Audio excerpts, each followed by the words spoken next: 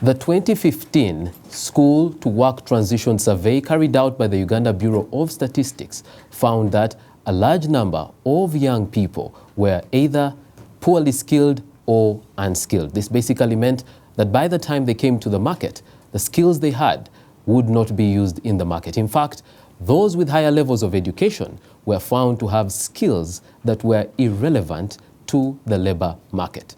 And yet, on government's part, government has spent a lot of money on initiatives to advance the skills of Ugandans and especially the young people. The latest being government going to Parliament to try and get a loan to further build the skills of young people. Parliament, in this case, refused to advance the loan, saying government had not used well some of the money it had received for skills development.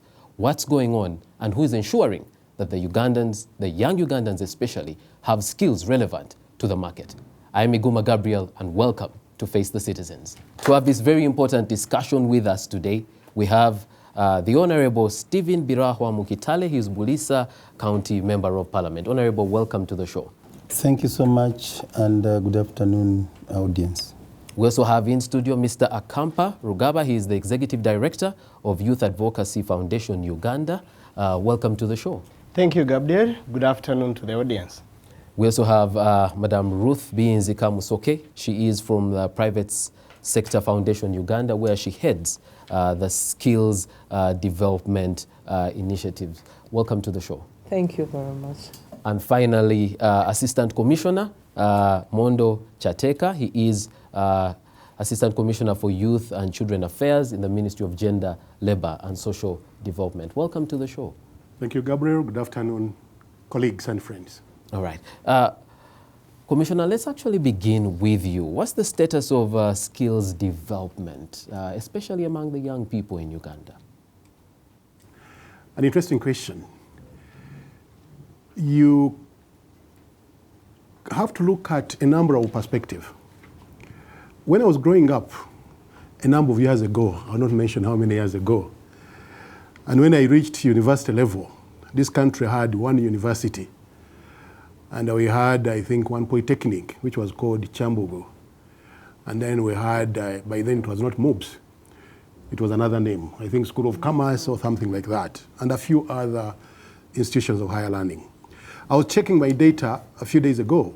I found out that within the confines of the Republic of Uganda, we now have 48 universities scattered all over the country. The question perhaps you may ask is, what type of skills are they giving to the young people? Are they skills that are demanded by the labor market?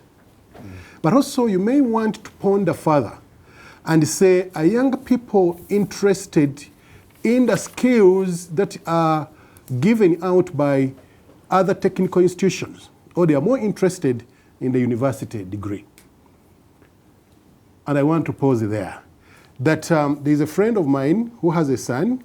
The family there is, the wife is a doctor, the man is an engineer, and this young man wanted to go to university and study music, dance, and drama. They said to her, in whose family are you going to do music, dance, and drama? They bought a ticket, and he was off to Canada, went, studied engineering, came back, said, Mommy, Daddy, here is your degree. As I speak now, he's back in the music industry, and is one of the prominent names in this country. So the question of skills acquisition is an issue that we have to ponder further and look at the mindset of the young people and their parents. Just 2 days ago, I was reading, I don't know whether Honorable Bitaha was part of it, but I think 165 billion shillings has been secured to put in the different technical institutions. And so as far as government is concerned, a lot of money has been sunk there. What we have not done adequately well is the issue of deconstruction of the mindset of both the parents and the children themselves. All right. But also in some technical institutions you go to, I think we are still short of the machinery, the machines that they have to use. The level is not yet as high as it ought to be. All right. Of course, you can talk about institutions like URI, you can talk about the new Nakawa where it is high-tech, But I think we still need to do a lot in terms of refurbishing. Okay. We will flesh out later in the show what needs to be done. Mr. Kampa, let's hear from you as you run an organization that looks at skills. What do you find on the ground, and what gap are you trying to fill? Well, thank you, Gabriel.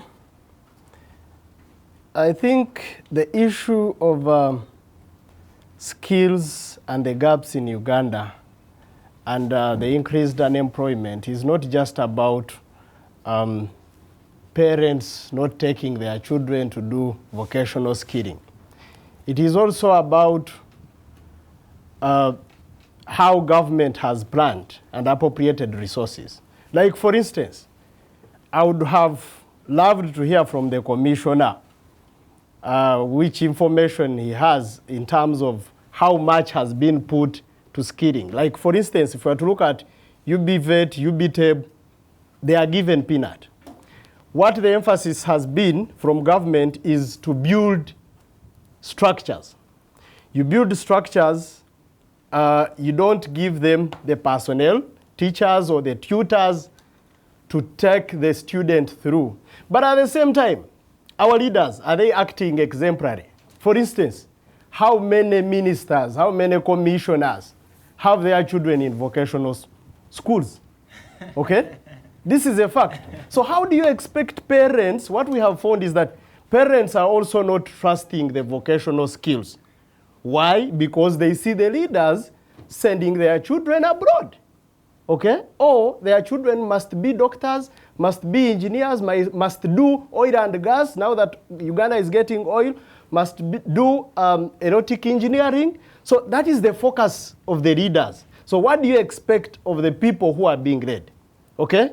It has to start with the leaders so that they're exemplary in this country. Then the rest of the citizens can follow. All right. An organization like yours, what gap are you feeling? And what do the young people usually say when they come through your hands? The gap that we are feeling is that at the moment you have young people who have different innovations. Like, for instance, the IT has attracted many young people. They are developing applications to bridge the social gap or even to check malaria. But Uganda is not a $1 economy, okay? That when I do 1,000 applications and if I do one application to check malaria and I have 1,000 subscribers, I'm $1,000 rich. But what has government done? Has it invested in the IT sector? Okay? All right. Much of the money the government has invested in defense, okay? In defense, and at the same time they have invested in political events. All right. There is a skills fund in private sector foundation, Uganda. If you could tell us how that fund is run, what gap it comes to fill. Okay, thank you very much. Maybe one of the things I have to say is that PSFU, where I come from, is purely owned by the business community. It's not owned by the government. It was started by the late James Murana as the first chairman with a number of business people by that time. And what happened is that the business community noted, because they are the employers, they noted some of the challenges they were facing. They were saying, you know what, we have a skills mismatch. We have skills gaps. How long ago was this? I want to tell you how the fund came into place. Because you have to understand how the fund, sometimes we don't know that some things are happening, but they are government programs. And I wanted to start from there. So we noted that there were gaps. Employers were reluctant. A number of industries in this country were preferring to employ Kenyans, Indians, and many other races, not Ugandans. You get it? And sometimes it wasn't even about the skill. It was just about even the attitude of Ugandans. They can't keep time, they can't think, they don't have teamwork, they don't keep their word. You get it? And sometimes it was also technical in nature, whereby you are an engineer, but you never touched a machine. Uganda started the vocational somewhere, but you've never touched, or the technology trends have changed, but you are not fitting in. And because of that, that is when around 6-7 years ago, we have a BET strategy. All right? That is when we now champion to say we need a fund, we need some money to start with. That is how PSFU came into the picture of the Skilling Uganda and the Skills Development Project. Despite the fact that a lot of money is spent elsewhere, but at least we are lucky that we are allocated $18 million, which is about how many billions? 70, 60 billion? Yes, it's not a lot of money, but it is something still. Because with that 70 billion shillings that I'm talking about, we've been able to reach out to 500,000 in 99 districts, which is such a huge, huge number. What do we normally do, and what are we going to continue doing? What we normally do for young people, one, we give a chance for young people to have internship and apprenticeship for free. We pay for your meals, your transport, we give you a stipend. The only issue is that initially when we are starting it, we are looking at people with vocational, all right? You have a vocational, you have never gone to school, you want to learn how to repair a car, a motor car, a repair, you know, and you want to use it through non-formal. We actually is funding a lot of people. Currently, right now, we are even supporting artists like Abe Muchibi. I know he has gotten a grant from our place to fund a number of young people who want to go into art. You get it, and we are open to receiving more. All right? And then apart from that, we are funding actual skilling, upgrading your skill. You come in and say, I want to become a journalist, I want to become a cameraman, I want to become an ICT software developer, I want to become a carpenter. We are funding, and I think currently as I speak, we are funding about over 400 groups, NGOs, or women groups or youth groups in those districts that I'm talking about. And we are still open. And we are also funding certification at the moment, whereby, you know, especially for oil and gas, I know he's very passionate about it, but we have now lined up a number of organizations that we're going to support in ensuring they're able to get the certification that is required for the oil and gas sector. All right. Let's hear from Honorable Birahwa. As a member of parliament, and I'm mindful of the fact that you actually served as chairperson of the Committee on the National Economy. What is Parliament doing about this skills mismatch that we're talking about, and the fact that whereas a lot of money is being sunk in, we still see a huge gap in relation to jobs available and skills that young people are coming out of school with? First of all, the population of Uganda is largely young people, most of them school going.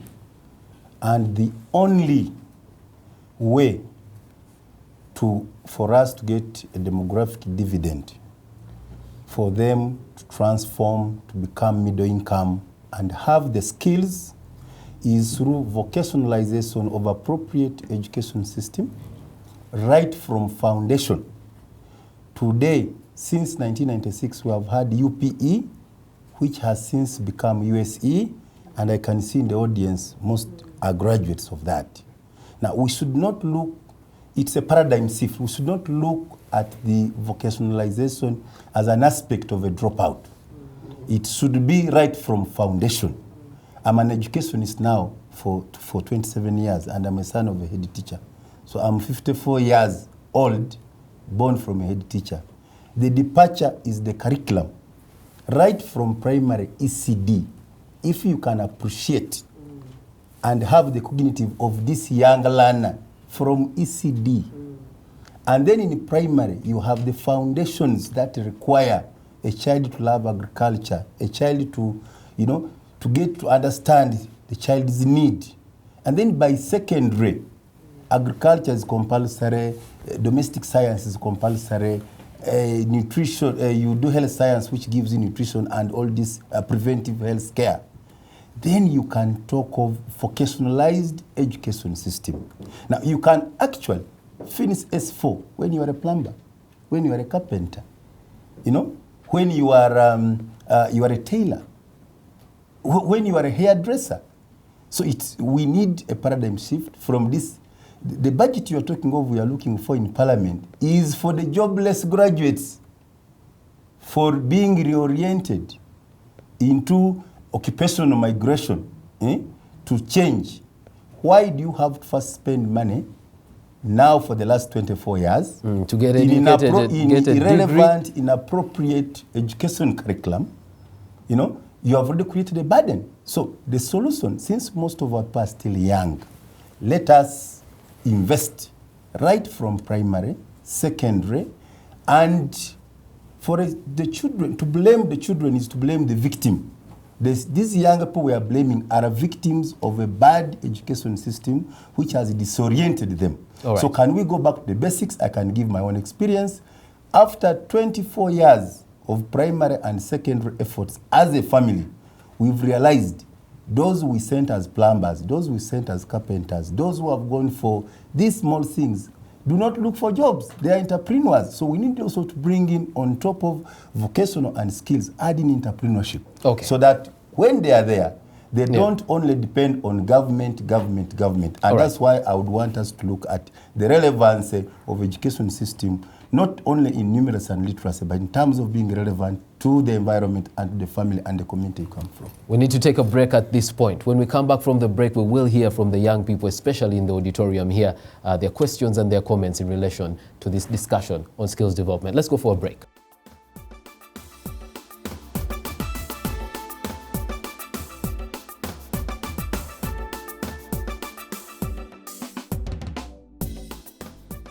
Welcome back from the break. Thank you for staying with us here on Face the Citizens. I'm your host, Iguma Gabriel, and today we're discussing skills development. In the first segment of the show, we did talk about the fact that many of the young people are getting out there and their skills are not relevant to the jobs that are present. Government, on its part, has done quite a bit. Private sector has done quite a bit. And we wonder, where is the mismatch? How do we start to get a solution so that young people leave whatever system of learning with a skill so that they're able to start their own jobs and to even employ other people? We have young people seated in our auditorium here, and you can now ask your questions to our able panelists who we had introduced earlier on. The first hand that went up is right at the back, but let's begin with the gentleman right here in the front, then we'll come to the back. He's a gentleman living with, I think, a hearing... Okay, thank you so much. He has a hearing impairment, so translator will... My name is Odeke Alan from Chambogo University. I'm a deaf student. Now, I heard you talking about skills with the youth. And I always see most of the times the government spend on their programs, for example, in vocationals. They give youth some money after they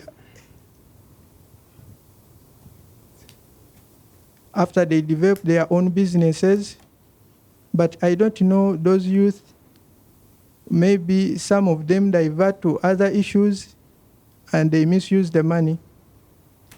And also the technical development, some are still having less skills, and some of them, after using the money, they give up on the...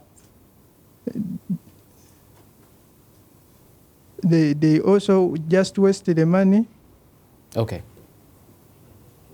And after they come back and request for other jobs. Now I'm asking you, how can that be solved? Okay. In this country? Yeah, to respond to the questions that were asked on when you give the youth the money and then they misuse it, one of the things that I have to say is that what youth actually need are the skills first, because skills and prepare them to do the business. They need the skill, not only technical, but also entrepreneurial skills. For example, if somebody says, I want to be a plumber, or I want to be a motor mechanic, a motor vehicle mechanic, give them the skill to learn how to repair a motor vehicle and give them a toolkit to ensure that they're able to set and mentor them, give them the support to be able to manage and run that business. Okay. You get it? All right. Assistant Commissioner, what he's referring to are government, projects and government funds. Where people are given the money and they think it's their right to have the money, which I call the entitlement syndrome. And they think that the money that has been given to them, actually it's not giving. Oftentimes it's a loan. It's a loan, but when we use the word given, then they think that whenever he's giving them the money to fuck them for the votes that we are cast. I think we have to run away from that kind of mentality to understand that actually you owe the country a lot and you owe yourself as a person a lot in terms of self-development. So if somebody comes and pushes you, I think you have to utilize the money for the reason it was borrowed so that you escape the poverty trap. Okay. All right. Yes, sir. People first deal with social sciences, development studies, they waste a lot of time. If you are to go in these public institutions, people are in the arts subjects, they are the majority. But when you go to technical institutions, people who are there, they are people who failed. They are people who didn't score well. So, and most people don't take that. People want to go to the university to do social sciences. Jobs are in scarce. To do development studies, to do these other courses. You get, and at the end of it all, in their 3rd years, they become frustrated. They become disillusioned. They start asking where to go. Okay. So I think we deal with the curriculum, then the skills and to be in advance. Thank you very much. Our strategic plan was to enhance productivity and growth, especially creating employable youth with skills. And now, just from the chairperson, the BT vet, he was like, the number of students now sitting for exams have increased, but ladies are very few taking the part for technical subjects, and they're going for business courses. All right. So how are we going to handle that? Okay. Just to add on. Unfortunately, we can only take one question from you so that we have more people. Thank you very much. Thank Please you go very ahead, much, Mr. Modulator. My name is Nachigu Demarasperia, a student of UCU.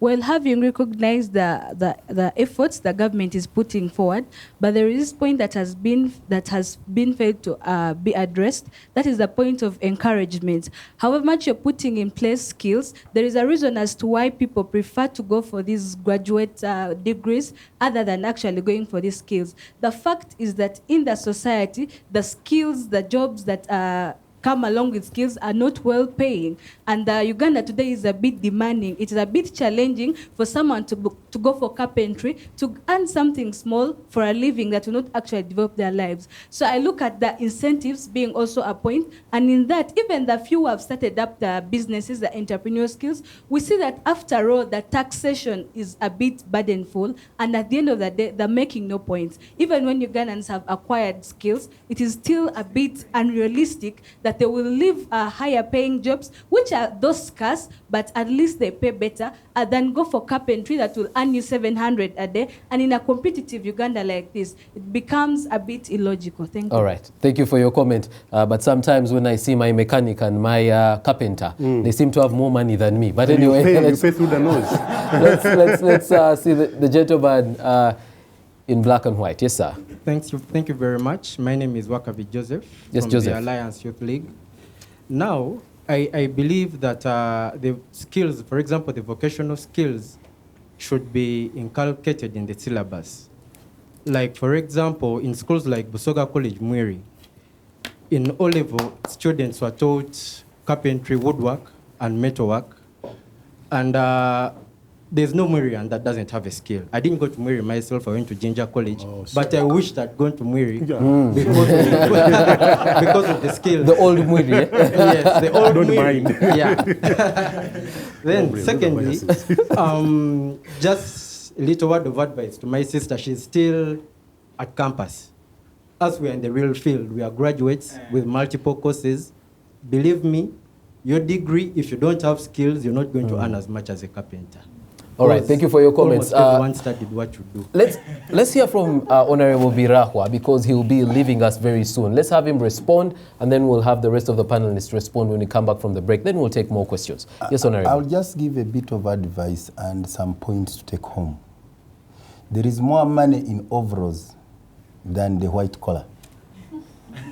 People now know it in town. If you go with a necktie in a shopping mall, they expect you to bargain. They call you a doctor. But a guy with overalls has come to buy. Yeah. So those technicians, those plumbers, they have money. The information I want to add to the finding of the UBOS is that the current status quo, the education system, drops out 95%. UPE has on average dropped out 70%. USE has dropped another additional.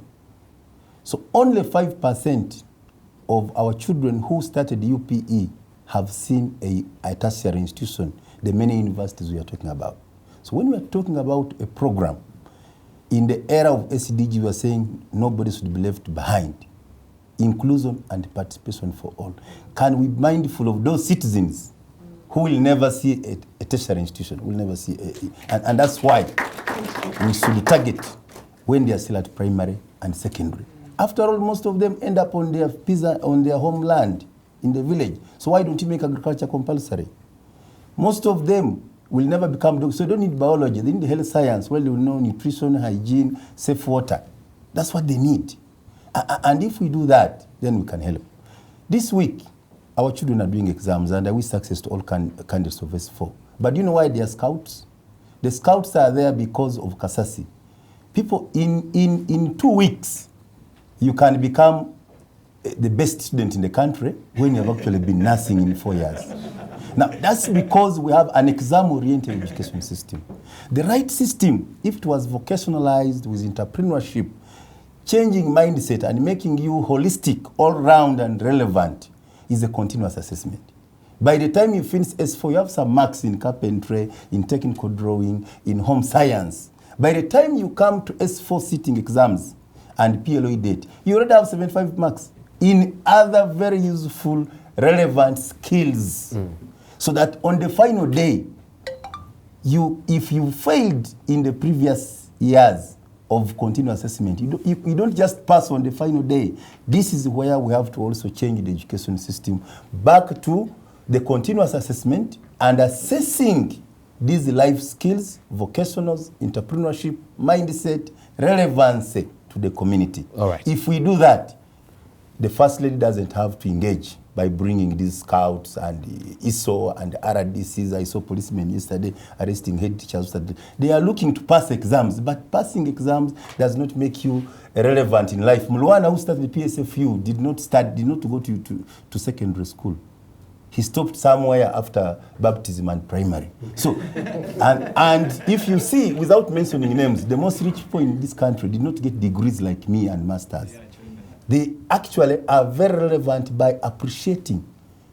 One factory owner was just a turned boy, you know. Another turned boy is a big industry. I don't want to mention names. So can we, even the people you are looking at, the rich in the world, they did not just go to these degrees, but today they have PhDs from these universities for recognizing them for being most relevant in life. Okay. I want to thank government and the First Lady. At least the new curriculum which was launched last week for secondary education is bringing on board technical drawing, bringing on board some of these foundation subjects for you to become a skilled person with the necessary vocation required. Because we don't want to be a plumber when you cannot do the right measurements of oil and gas plumbing, because it requires for you to have those, be meticulous. Right. So that's why it's important. But let me add. Honorable, we have to go for a break. Planning is important. As we go for NDP3, we need to look at the curriculum. Madame Ruth has talked about the issue of funding. The vocational skilling, the funding is important, but you need internship and placement for practice. Okay. And from that internship and placement, you need international certification if you want to go higher. Okay, Honorable, we have to leave it there. Graduate. We have to leave it there, Honorable. In countries like German, you can start as a carpenter, as a plumber, but later you sponsor yourself. Government doesn't have money to sponsor everybody, but if you're a carpenter and a plumber, you can take yourself to a university. Okay, I thank Honorable, you so much. Thank you very much. Let's go for a break. We'll continue after the break.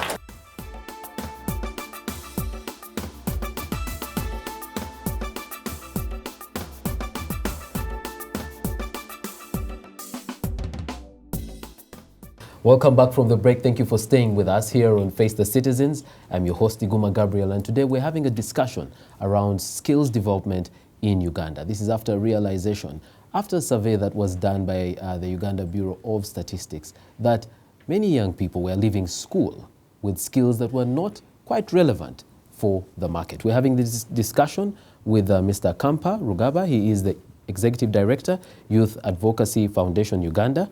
We have Ms. Ruth Nzika Musoke. She's from Private Sector Foundation Uganda, where she heads the Skills Fund. And we have Assistant Commissioner Mondo Chateka from the Ministry of Gender, Labour and Social Development. Earlier on, we actually had with us the Honorable Stephen Birahwa Mukitale, Bulisa County Member of Parliament. He's had to excuse himself. Before we went for the break, the audience members had asked a couple of questions. I'd like the panelists to respond to the questions. We'll start with you, Assistant Commissioner. Thank you very much. First of all, I want to start with what Kampa mentioned. And I have no apologies for government spending on defense, because from experience, I know that security is the most important ingredient for any socio-economic development. I wanted to make that very clear. Then the issue of Good Day. Good Day talks about, little money in these things. But one time I was driving up country, and I told my driver, take a note, in every trading center, we shall see a hardware shop, we shall see a house which is being built. When you have a hardware shop in a trading center, it means there are people who are building. And buildings don't build themselves.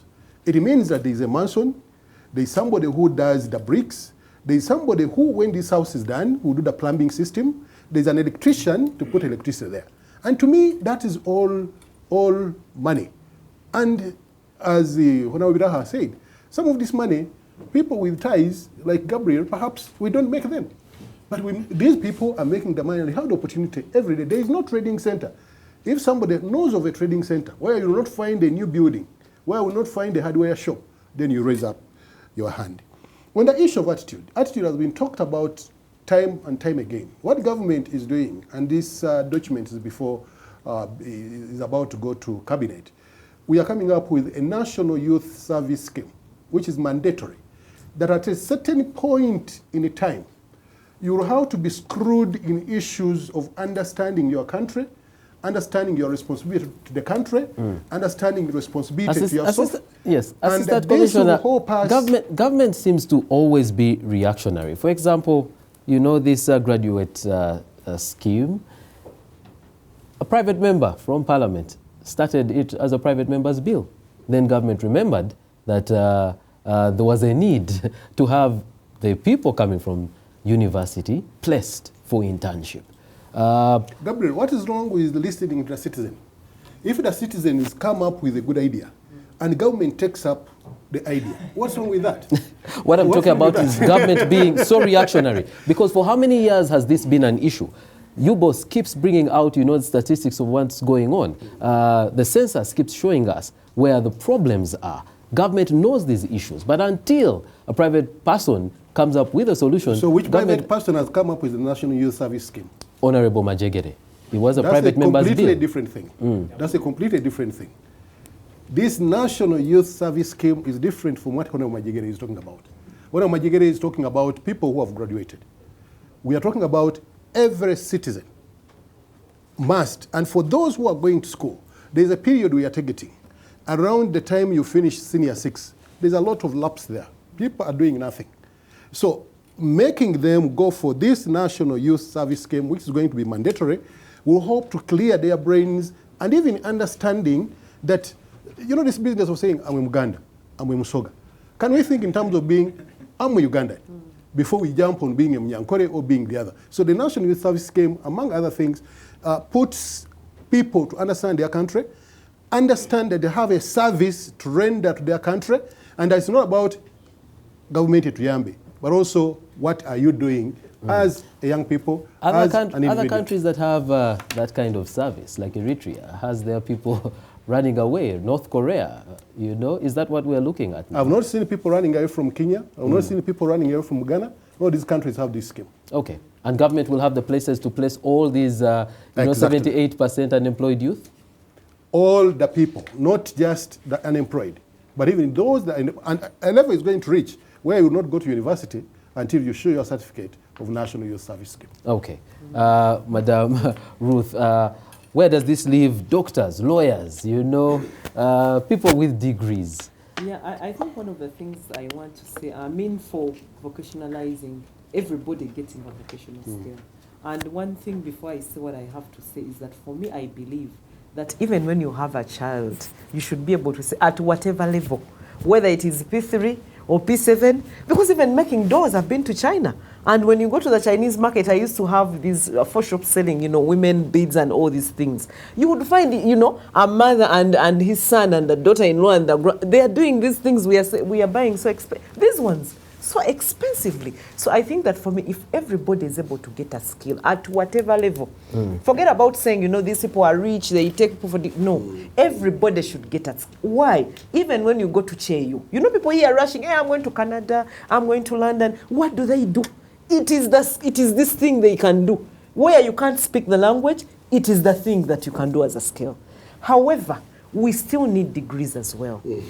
All right? It does not mean that we don't need degrees. The only thing that must be done is that we must have a labor market information system whereby we know we need so many people with business administration. We need so many social scientists. The problem is that, once we did privatization, these universities ended up doing so much, you study so much. It doesn't mean that we don't need, for example, counselors. It might be an art, but it's needed, isn't it? However, sometimes we have too many than what we need. I can tell you in any business, let me use a hotel. In a hotel, you need a cleaner, you need a chef, all right? You need somebody who's doing housekeeping, but you still need a marketeer, and you still need a hotel manager. You get my point? So you realize that, and a hotel manager needs a different set of skills.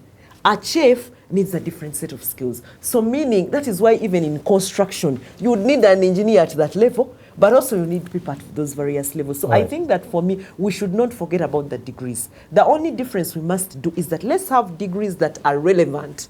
Let's have degrees that not only have skills, but attitude too. Okay. We need both. All right. Yes, Mr. Kampa. Well, if I was the audience, I would have given a hand clap to Madame Ruth because she's taking her children to vocational skilling, hands-on. And this is the magic bread. What am I trying to say? This is the magic bread. I will use an example of the time when Uganda had HIV/AIDS scourge was too high, and that's when the president came out and said, you people use other methods, but protect yourself. If you cannot abstain, use a condom. The entire country was in for the message. They hid into the message, and they had the message, and we reduced the number of infections. Now, this is what I'm saying. I come back to the leaders. Unless the population of Uganda is about leadership, unless the leaders themselves stop taking their children abroad for these degrees and masters, the Ugandan population will still believe that the magic bread for their sons and daughters to be successful is to get a degree. All right. So, but what the government has done is good. There are some things they have done. For instance, we give credit that they have built structures. Infrastructure is there. Ntinda Vocational is there. But the structures do not have students. Why? Do they have the material to use, the equipment? Is it there? Do they have the staff that is well remunerated so that they can attract the Ugandans to bring their children to these vocational institutions? So what I'm saying, and even another thing the president has done, which is working, I've seen it, he has kept on donating material, like equipment in Nigeria. There is an equipment presidential initiative in Nigeria where he gave equipment for these youth to go into welding. So, but for how long shall we sustain giving equipment to over 150 or 40 districts? So I think we need to come back on the drawing board. And when I say we, I mean the government with the citizens' voice. All right. We need to push harder as citizens, let's go to the citizens for the government to account to us and do what we need. All right, let's go to the citizens very quickly. Yes, thank you, the moderator. My name is Oyuki Kidabo Emmanuel, a student of Chambogo University and a leader of private student in Chambogo University. I will start by thanking the government for putting all the structures around, the vocational structures and the universities around. But then, however, I would love to say that these structures are there, but we don't have the people to provide the service to us. Just like Mr. Kampa has said. Yes, for example, a case study in Chambogo University where we have 30% of the staff being the permanent staff, then the other ones are part-time lecturers. Now, these are hindering the service provision to the students. All right. Now, what is the government doing about that? Thank you, Emmanuel. Thank you very much, the moderator. My name is Ovachara Brenda from Makere University. My question is, they have introduced PTVE, National Certificate equivalent to O-level certificate.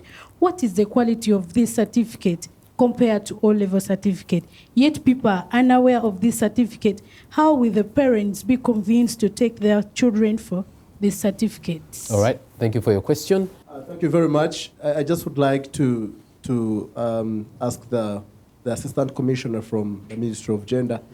Your name, please. My name is Alex, and I wanted to ask him about how far they have gone with releasing the money for the Youth Livelihood Fund, so that those of us who are already in the field can start hunting for it, so that we can start working. Thank you. Thank you, the moderator. I'm Tothimi Catherine from Chambugwa Finalist Procurement. Yes, Madam Ruth, you've talked of you funding some organization. I would like to know your criteria that you're using, like when you're giving money to those organizations. Thank you. Right. Okay, thank you very much. Let's respond to those questions. I'll start with Mr. Kampa. Yeah, we don't have much time, so that was a good question. Youth Advocacy Foundation Uganda, together with the Uganda Youth Network, we have already seen adverts in newspapers, and asking ourselves how many read newspapers, but that is another topic of discussion. We have tried to support. I have a number of groups, organizations, limited by guarantee and limited by shares. All these, we have tried to support them with applications to apply.